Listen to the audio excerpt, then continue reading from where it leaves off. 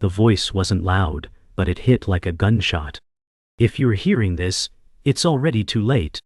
That was the first line on the cassette. No name. No warning.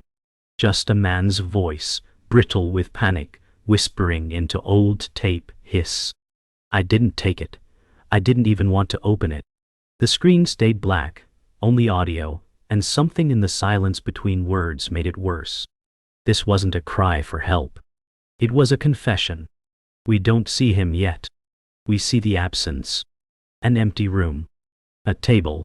A dusty tape player blinking red. A TV flickering static to no one.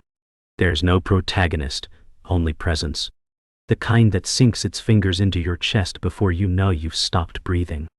Then the box appears. Old wood. Unmarked.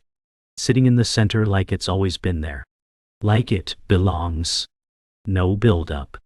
No discovery. Just there. And from the very first moment, it dares the viewer to ask, what happened here? And what the hell is inside? The package came on a Tuesday. No return address. No stamps. Just brown wrapping, torn slightly at the corner, revealing the edge of worn wood beneath. He wasn't expecting anything. He never ordered mystery boxes, never browsed those strange auction sites. And yet, it had his name, his address, his handwriting. When he unwrapped it, the box gave off a scent, mildew, old paper, something like rust.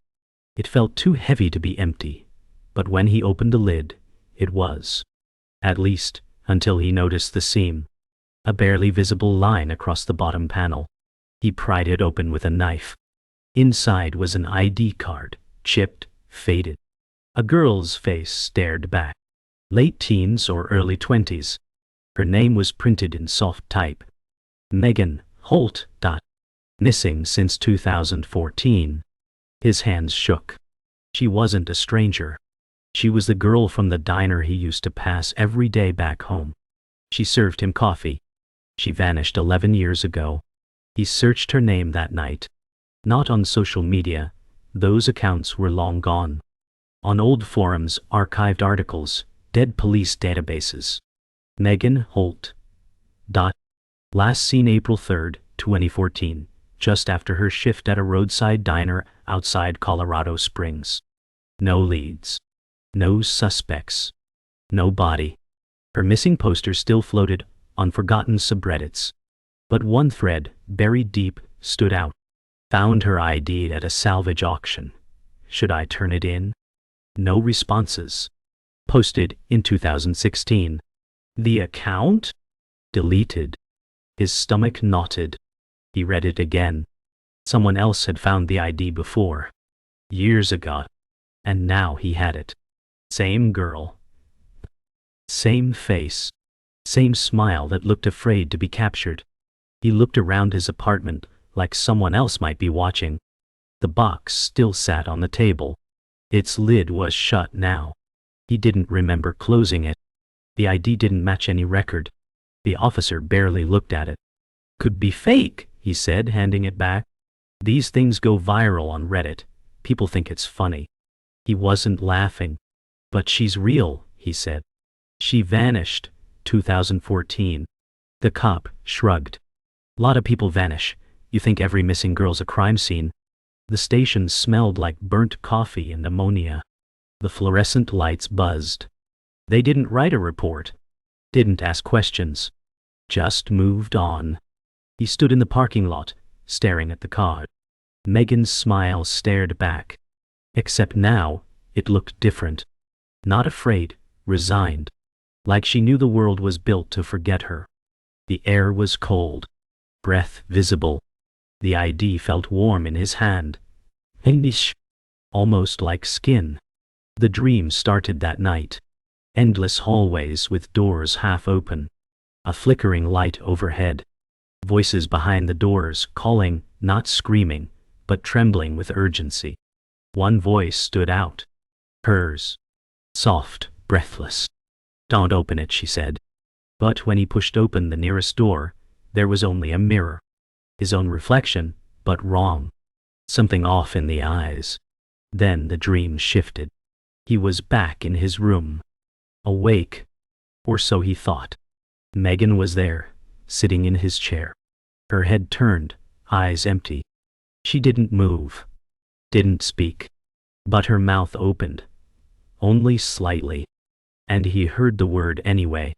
Stop. He gasped and sat up. Alone. Heart pounding. But the box had moved. No longer on the table. Now, it sat at the foot of his bed. Open again. He started seeing her in reflections. No, not full apparitions, just glimpses. A flash of dark hair in the bathroom mirror. A shadow behind him in the microwave door. The same blurred outline caught in his phone screen when it went black. Always there. Always watching. She wasn't haunting him. She was warning him. And he knew it. He began recording everything. Phone, laptop webcam, even an old camcorder he hadn't touched in years. He rewound one clip over and over. A frame where her reflection blinked while he stood still. Impossible. But real. The box hadn't moved again. It just sat open now, like a mouth that forgot how to close. Inside, nothing had changed. But it felt heavier. Like something was growing in it. Not physically. Not visibly. But emotionally. Like dread becoming matter. He visited the diner. The one where she worked. Or used to. It hadn't changed much. Same cracked vinyl booths. Same jukebox that hadn't played in years. He slid into the booth by the window. The one she always worked. A waitress, maybe mid-50s, placed a coffee in front of him without asking.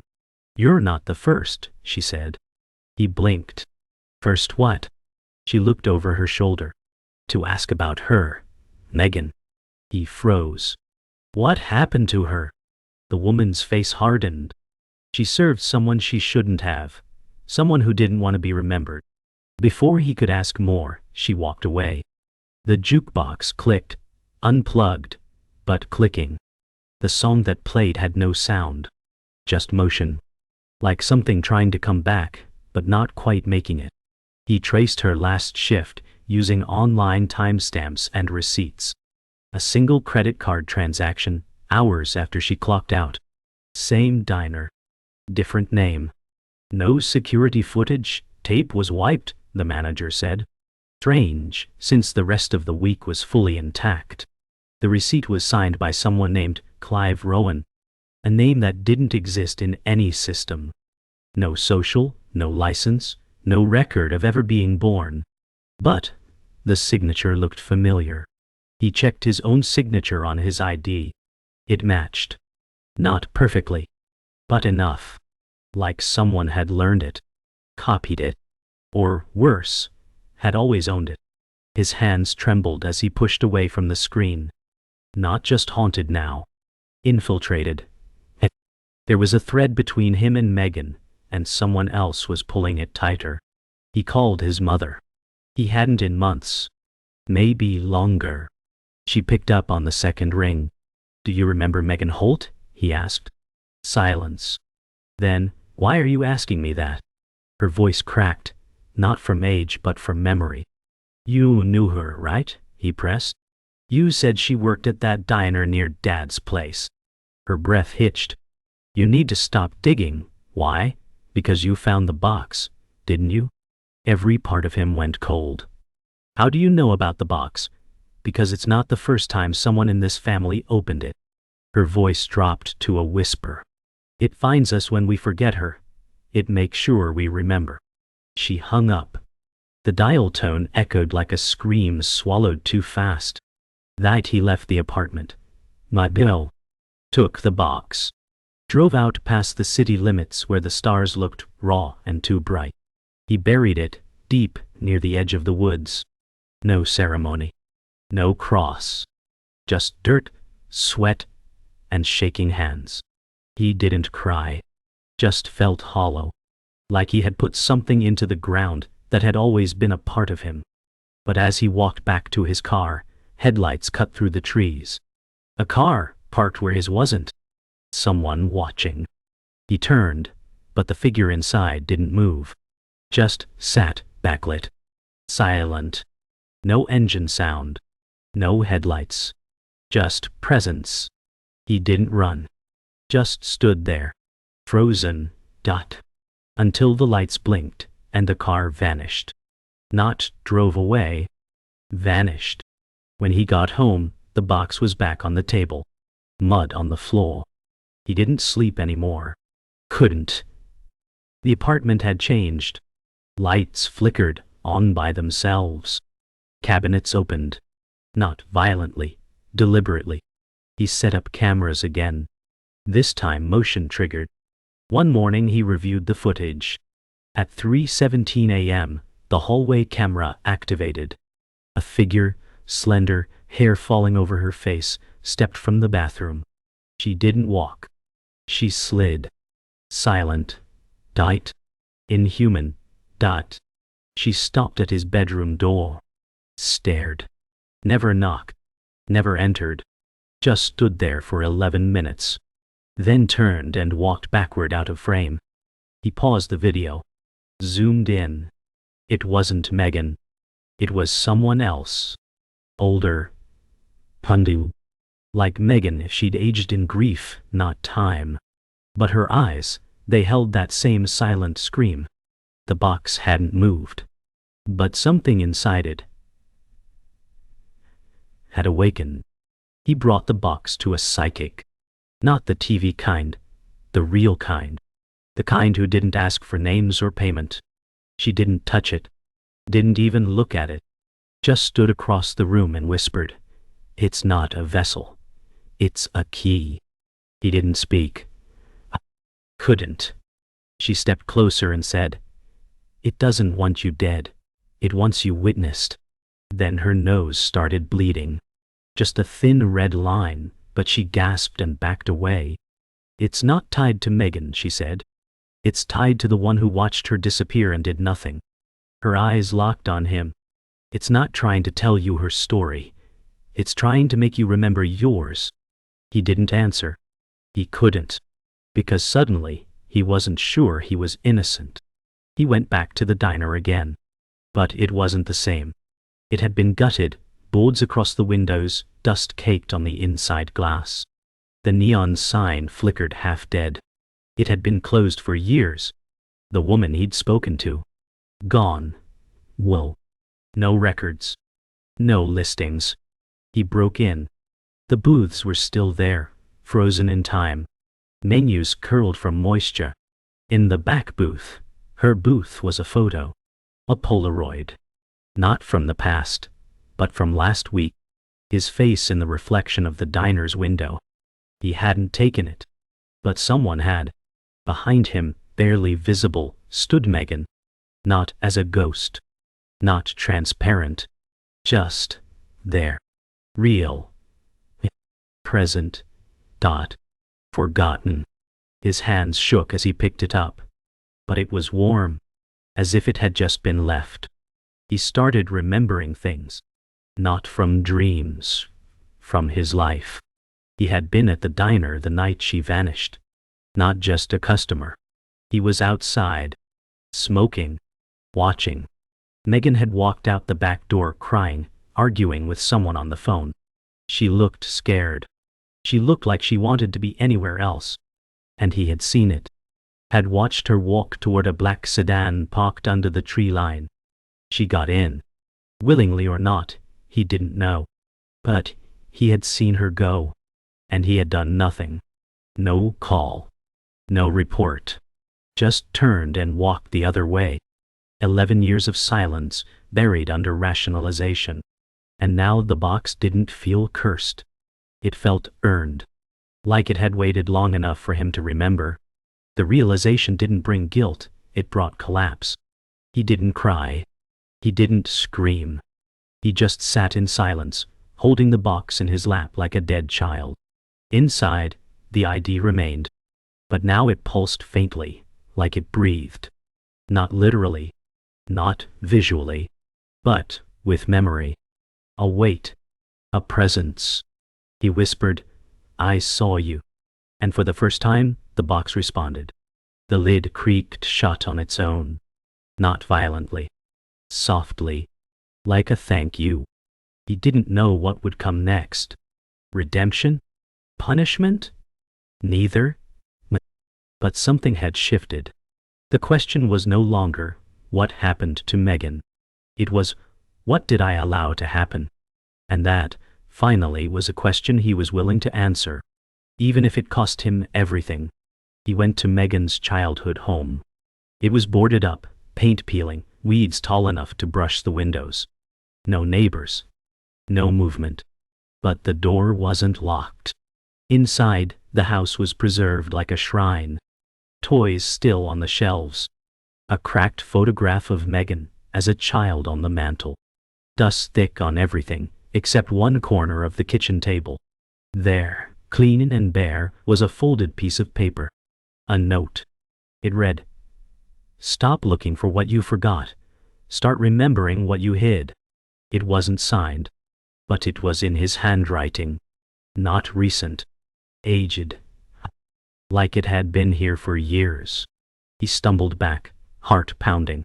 Why would he have been here before? Why leave himself a note? Unless he hadn't forgotten Megan. He had erased her. He went back through his journals. Old notebooks boxed away in the closet. Dozens of them. Years of writing. Most mundane. Grocery lists. Thoughts. But in the back of one, barely legible beneath faded ink, he found a name. Megan Holt. Scribbled once. Then scribbled out. The page torn halfway through. But underneath the scratch-outs were words. It wasn't supposed to be real. I just wanted it to be a story. He read it 3 times. Each time felt like swallowing glass. Did he invent her? Manifest her? Or worse, use her? The memory began to twist. She wasn't someone he knew. She was someone he created. For a book. For a screenplay. A missing girl. A tragedy. Except she was real. Wasn't she? And if she wasn't, why did she remember him? The box was never mailed. He checked the local post office. Nothing. No record. No delivery. No tracking. He spoke to the building manager. There was no camera on his floor. No package log. But one neighbor, an old man, stopped him in the hall. "You got another one, huh?" he said. "Another box. What do you mean, another?" The man blinked. "You've been getting those since you moved in. Weird ones. I thought you were building something." He froze. "How many? Dunno? 4? 5? He hadn't received any before this. Not that he remembered. But what if that was the point? The box wasn't a delivery. It was a trigger. A reset. Every time he forgot, every time the truth faded, it returned to remind him. Not to tell the story, but to punish the storyteller. He opened the box again, this time with gloves. Inside wasn't just the ID anymore. There was a photo. A new one. A printed screenshot. Security camera footage from the diner. A young woman in uniform. Megan. Behind her in the frame. Him. Not now. Not older. Younger. Dead. Same hoodie. Same stare. Caught in the frame watching her. He dropped the photo. His breath came fast. She wasn't a stranger. She wasn't a story. She had been real. And he had known her. But not as a witness. As a participant. Not in her life. In her disappearance. The memory was slippery, but rising, like a sickness. He wasn't chasing a ghost. He was running from guilt. The box hadn't lied. He had. He collapsed onto the floor, the photo still in his hand. The truth wasn't a revelation. It was a verdict. He had taken her story, bent it, stripped it, worn it like costume jewelry, made her pain his plot. He had told himself it was fiction. He had written her away. When he finally looked up, Megan was standing in the doorway. Not angry, not ghostly, just tired. Her eyes were hollow, rimmed red like she'd never slept. She didn't speak. She didn't need to. He said it for her. "I forgot you on purpose." Her expression didn't change. She just slowly turned and walked down the hall. The light above her flickered once, then burned out. And he didn't follow. He couldn't. Not yet. The lie had held for too long. The apartment began to decay. Not physically, mentally. He'd walk into a room and forget why he entered. Mirrors showed versions of himself that blinked out of sync. Lights clicked on before his fingers touched the switch. It wasn't haunting. It was erasure. His own history peeling away like old wallpaper. He found photos of himself in places he didn't remember being. Phone records showing calls to numbers he never dialed. The box hadn't moved. It didn't need to. It had rooted itself into his timeline, his memory. What he once believed to be fiction had become dominant, and the truth, whatever remained, was dissolving. He looked in the mirror one last time and asked the question that had been building. If she was real, then what am I? The reflection didn't answer, but it did smile. He tore the place apart, pulled open every drawer, box, folder, searching for something real, something untouched by the story. He found an old mini DV camcorder. Dead battery. Taped, shut. His handwriting again, "Do not watch." He powered it on. The screen flickered. A video autoplayed. Dated the night Megan disappeared. It showed the diner parking lot. Static. Then motion. Megan walking. Then him. Not watching. Approaching. Speaking. Arguing. She tried to leave. He grabbed her arm. She shouted. The audio was garbled, but the image was clear. Her face, betrayed. His, furious. Then static. And that. He dropped the camera. It shattered. Not from the fall. From the truth. He didn't forget what happened. He edited it. Cut himself out of his own guilt. That night, he saw her clearly. Not in dreams. Not in reflections. In the room. Megan stood by the window, watching the city lights like she used to when waiting tables on dead shift. She turned. Her face wasn't angry. It was tired. Weathered by being remembered only in fragments. He stood up, shaking. "Why didn't I stop it?" he whispered. She didn't answer. Instead, she stepped forward, held out her hand, and in it, the ID. The same one from the box. But the photo had changed. Her smile was gone. Her eyes now full of accusation. Of sorrow. Of knowing. He took it. Their fingers didn't touch. "What do I do now?" he asked. She turned and vanished again. Not into smoke. Not into air. Just away. Like someone walking out of a lie. He returned to the woods. The same place he buried the box. This time he didn't bring it. He brought a shovel. And his notebooks. All of them. The evidence of his lies. He dug through the earth until his hands bled. Then he tossed every journal into the hole. Page after page of altered memory, fictional pain, stolen grief. He poured lighter fluid over them. Lit a match. Watched it all burn. He thought it might offer relief. Closure. But fire doesn't forgive. It only erases. And erasure was how this began. As the flames died, something caught his eye, just beyond the trees. A figure. Watching. Not Megan. Himself. A younger version. Hoodie, dull. Cigarette, dot. Smiling. As if proud of what he'd done. That was the moment he truly broke. He didn't return home. There was no home left. Just walls that whispered truth too late. He drove. No destination. Just motion. Trying to outrun memory, but it clung like smoke. At a rest stop, he stared at himself in the mirror of the bathroom. No reflection. Just Megan. For a long time, she looked at him. Not through anger. through understanding. And finally, she said the one thing he never let her say. "You didn't lose me, you gave me away." He nodded. Didn't cry. Just felt the weight of years settle on his shoulders. When he stepped outside, the car was gone. Keys too. He was alone now. No ID. No name. Just a man with a truth too late to fix, and too heavy to forget. He turned himself in. Walked through the doors of a small-town sheriff's office 3 counties away from home. No appointment. No lawyer. Just a man with a name, a box, and a story no one was prepared to hear. "I think I helped someone disappear," he said. The deputy blinked. "When?" He stared ahead. 11 years ago.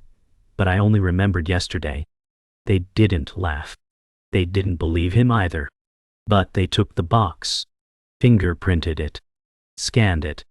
It didn't exist in any registry. Neither did Megan Holt. Missing persons database. Empty. News archives wiped. Like she'd been deleted, systematically. They told him to go home. No case. No evidence. No victim. "How can I be guilty," he asked, "if the system says she never lived?" The deputy only shrugged. "Sounds like you were free." He sat in his car outside the station for an hour. Didn't start the engine. Didn't move. Just stared at the box in the passenger seat. It had come back again, despite being submitted as evidence. No one saw it move. It was just there. Waiting. Always waiting. He opened it. This time, there was a newspaper clipping inside. Headline: "Local waitress still missing after 3 weeks." Dated April 2014. The image was Megan, but the name wasn't. Lily Graves. Same face. Same details. Different identity. The story had been rewritten. Not once. Multiple times. Each time she vanished, someone buried the facts deeper. He wasn't just a witness to a disappearance. He had been complicit in a system that turned missing people into myths. She wasn't forgotten. She was erased. He drove to the address on the article, a farmhouse near a dead county road. Overgrown grass. Shuttered windows. But the door was unlocked. Inside was quiet. Lived in, but abandoned. A calendar on the fridge still marked April 2014. In the living room, photo frames faced down. All of them. He flipped one. Megan, no Lily, smiling beside a woman who might have been her mother. The back of the photo was handwritten. "If you find this, please remember me as I was, not how I ended." He dropped to his knees. The box slipped from his hands and landed open on the floor. Empty again. The house didn't feel haunted. It felt preserved. Like someone expected to be remembered, but prepared to be forgotten. He whispered, "I remember." And for the first time, he meant it. He posted the story. Every journal entry. Every photo. Every clip. Online. Everywhere. No embellishment. No dramatization. Just the facts. Megan Holt. Away. Lily Graves. The tape. Died by. The footage. His complicity. It went viral in hours. But not the way he hoped. Conspiracies spawned. Some called it fiction. Others claimed it was a stunt. A few believed. Mostly, they forgot by morning.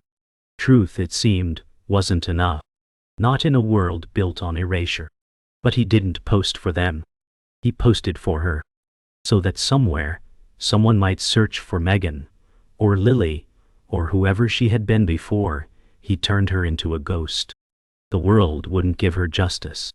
But maybe it would give her a name. Even if that name changed with every version of the story. Weeks passed. No knock at the door. No follow-up. Just stillness. But he felt lighter. Not redeemed.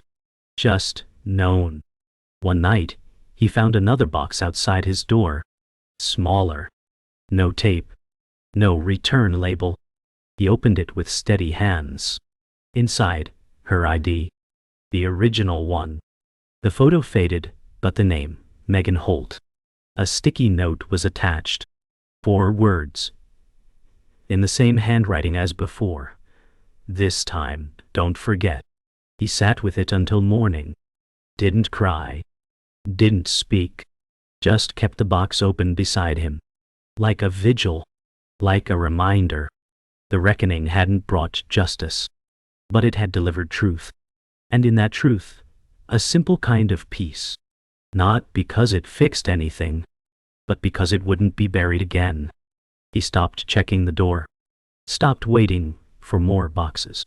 The one he had was enough. It sat unopened now, not locked, just done. The apartment had changed. Not visibly, internally. Quieter. As if memory had settled into the walls. At night, he heard her voice, not calling, not crying. Just speaking softly, as if telling her story to someone who finally listened. He no longer saw her in mirrors. He no longer needed to. He carried her now. Every day. Every second. Not as a ghost. As a truth. A name. That. A face. A history no longer erased. He wrote it all down, one final time. A record. Not to publish. Not to post. Just to leave behind. Because maybe someone else would find the box. And maybe this time, they wouldn't forget. He visited her grave. Not an official one. There wasn't one. Just a patch of earth beneath the tree where she was last seen. He placed a small marker. No date. No photo. Just her name, carved by hand. Megan Holt. He didn't speak aloud. He just knelt, eyes closed, fingers in the dirt. There were no tears. Only weight. He stayed there for hours, until the sun dipped low behind the trees. No birds. No wind. Just the stillness of acknowledgement. She hadn't been buried here, but now at least, she was remembered here. A place to come back to. A place to say her name. A place for silence to become story, not entertainment, not tragedy. Just truth. Unchanged. Unchanged. Undeniable. Unforgotten. He returned to the diner one last time. It had been demolished. Just rubble and weeds now. But he stood where her section used to be. In his mind she was still there. Wiping the counter. Pouring coffee. That slight, polite smile that never quite reached her eyes. He could almost hear the jukebox humming a song that never played. He didn't want to rewrite it again. Didn't want to fictionalize her back into a place that failed her. But still, he stayed. Long enough for memory to feel solid. Long enough to say goodbye, not in words, but in presence. Because sometimes that's all that remains of someone, where they once stood and the people who remember standing with them, even if it took 11 years too long. The voice came one last time. Not in the dark. Not through tape. Just in memory. Megan said, "You didn't lose me. You looked away." He sat alone, staring at the closed box, now more artifact than object. Her ID rested on top, worn but intact. He held it, feeling its weight. It didn't pulse. It didn't whisper. It simply existed, like truth does, after the noise fades. He whispered back, "I'm still looking." Not as apology. As fact. He would always be. Because forgetting is easier. Remembering costs. But memory, that's what she needed. Not justice. Not resurrection. Just memory that didn't fade into silence. He stood up, turned off the lights, left the box on the table, and walked out without taking anything with him. Somewhere, someone will find another box. Not this one, but one like it. An object that doesn't belong. A story they weren't meant to know. And they'll think it's a mystery, a puzzle, something to solve. But it's not. It's a mirror. The box never held a secret. It held a truth that needed to be carried. One that reshaped whoever dared to open it. In the end, it wasn't about Megan. It was about the silence around her. The forgetting. The pretending. The looking away. And now, even if the world won't speak her name, he will. Even if no one listens, he heard her. And the last thing he ever wrote, on a torn scrap of paper tucked inside the box, was this: she was never missing. She was erased. And now, she's known.